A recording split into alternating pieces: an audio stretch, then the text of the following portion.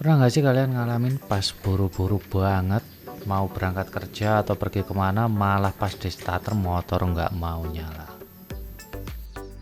Apalagi kalau motor kita itu matic, kalau starter elektriknya nggak bisa, kita harus tanda tengah yang ribet banget, kemudian baru bisa dienggol.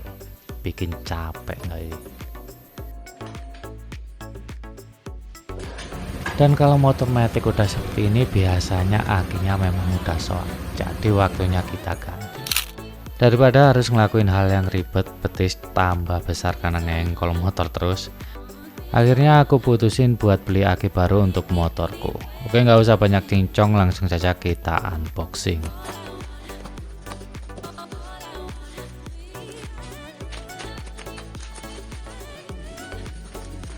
Dan ini dia akinya. Untuk aki yang aku beli ini mereknya adalah GS Astra.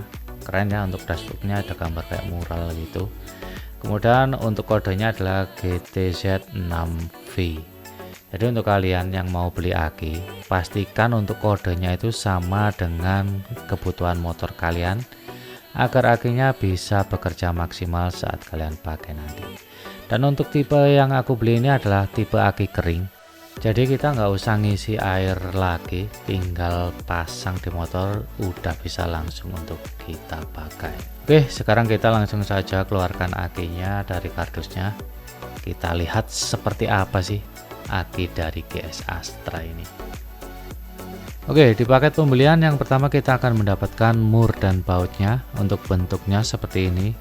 Untuk murnya bentuknya kotak ya, sama seperti aki-aki lainnya.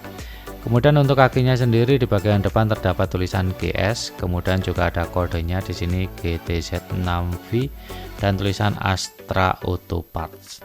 Kemudian di bagian belakang terdapat gambar dengan simbol-simbol peringatan seperti ini. Dan untuk bahannya sendiri ini menurutku bahan yang berkualitas, saat dipegang terasa kokoh gitu ya.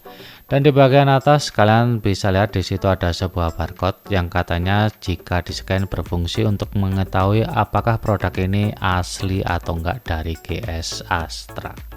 Karena penasaran, akhirnya aku coba scan dan ingin membuktikan apakah ini produk asli dari GS Astra atau enggak.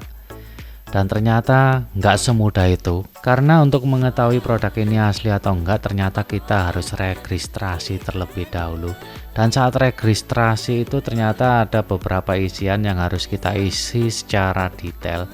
Jadi daripada ribet akhirnya nggak aku lanjutin. Mungkin untuk kalian yang mau coba silahkan saja. Untuk menghemat budget, aku putusin buat masang sendiri aki ini karena cara pasangnya cukup gampang. Jadi kita langsung saja pasang sendiri. Di video ini aku nggak akan jelasin secara detail bagaimana cara melepas dan pasang akinya, karena sudah banyak tutorialnya di YouTube. Jadi untuk kalian yang nggak bisa, kalian bisa searching di YouTube, kemudian kalian praktekin ya, karena caranya cukup mudah kok. Kenapa aku pilihnya aki kering? Karena menurutku aki kering itu minim perawatan. Kita nggak harus sering-sering ngecek airnya. Dan untuk harganya saat ini aki kering juga nggak terlalu mahal. Apalagi kalau kita belinya pas ada promo tanggal kembar di toko online. Karena aku belinya juga pas ada promo itu.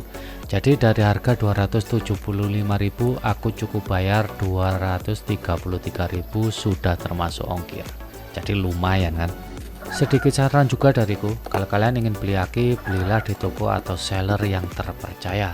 Karena aki adalah salah satu spare part yang paling sering dipalsukan. Dan jangan mudah tergiur dengan harga murah yang di luar nalar, karena lebih berpotensi bahwa barang yang dijual adalah barang dengan kualitas palsu. Makanya akhirnya aku memutuskan untuk beli di official store. Nanti untuk linknya aku taruh di video ya.